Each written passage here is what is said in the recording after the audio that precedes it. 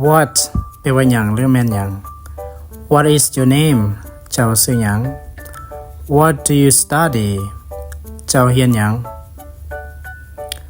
Where แปลว่าไสและอยู่ไส Where are you from จะมาจากไส Where do you live เจ้าอาศัยอยู่ไส Why แปลว่าเป็นหยัง Why do you love me เป็นหยังเจ้าคือหักข้อย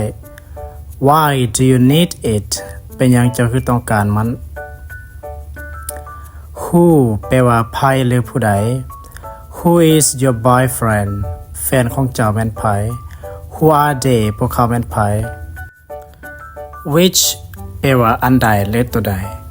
Which is the best ตัวใดดีที่สุด Which do you prefer เจ้ามักอันใดหลายกว่า Whose แปลว่าของไผ Whose money is this เงินของไผนี่ Whose wallet is it มันแม่นกระเป๋าของไผ